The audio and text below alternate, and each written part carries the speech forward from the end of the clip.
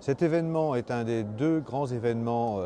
de la vie culturelle chaque année à Tanger, du jazz en fin d'année et de la littérature et des arts au printemps. Il y a ensuite des grands moments qui se succèdent, mais ce sont vraiment les deux piliers du paysage culturel tangérois, et c'est un projet qui est destiné à réellement correspondre non pas à l'actualité strictement française ou européenne, mais bel et bien à la possibilité d'ouvrir un dialogue avec ce qui se passe au Maroc. Comment, dans ce pays émergent, pays de 35 millions d'habitants, où il y a 42% d'analphabètes, où l'enseignement, la formation sont des défis, le numérique est une clé, une condition, une possibilité pour l'avenir. Un outil de rayonnement, c'est un moment clé, 4 jours, mais qui permet de mettre en valeur tout ce que nous faisons le reste de l'année, aussi bien avec le système éducatif, avec les universités, qu'avec les acteurs de la vie culturelle. Donc c'est le moment où nous jouons toute la visibilité. Ce n'est pas l'événement pour l'événement, c'est le moment le plus visible d'une politique de coopération qui est vraiment portée par tous. Parce qu'on n'est pas là pour exporter du Made in France,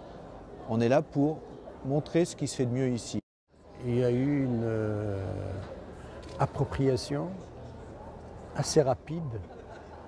des outils de la nouvelle révolution numérique, mais avec un usage différencié selon les catégories de jeunes, hommes, femmes, rural, urbain, type de profession, âge, origine géographique. Il y a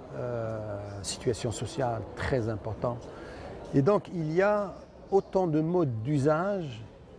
que d'attentes et d'aspirations, d'une part, et que de problèmes, difficultés ou disons situations donc de ces jeunes. Moi je trouve que c'est un état supérieur de l'expression de la liberté et de la démocratie.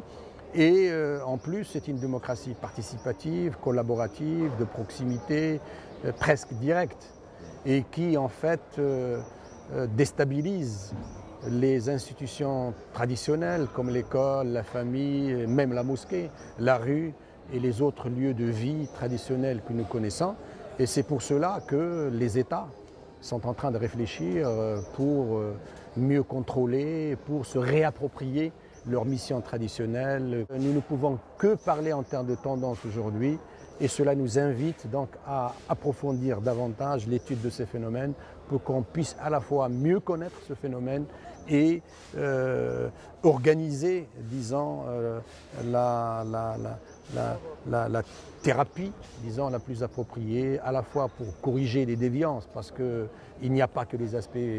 disons, positifs, il y a aussi la cybercriminalité, le cyberterrorisme, les cyberguerres, nouvelle génération qui se préparent. Et je crois que tout cela mérite donc une réflexion partagée et des études sérieuses pour avoir une vision plus pertinente, plus conforme, si vous voulez, à la complexité des phénomènes qu'offre aujourd'hui et que nous propose donc la nouvelle révolution du numérique. Nous sommes au cœur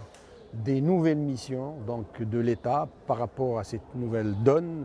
qui n'est pas que technologique, elle est aussi sociale, culturelle et civilisationnelle. Et l'État doit prendre sa responsabilité au-delà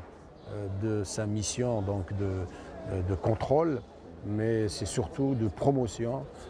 partagée, plus égalitaire, plus inclusive de ces outils pour que les Marocains et les Marocaines puissent l'approprier dans un sens qui leur permet de renforcer le lien social et le vivre ensemble dans le Maroc d'aujourd'hui, un Maroc de plus en plus inscrit dans la mondialisation et par conséquent dans cette révolution numérique.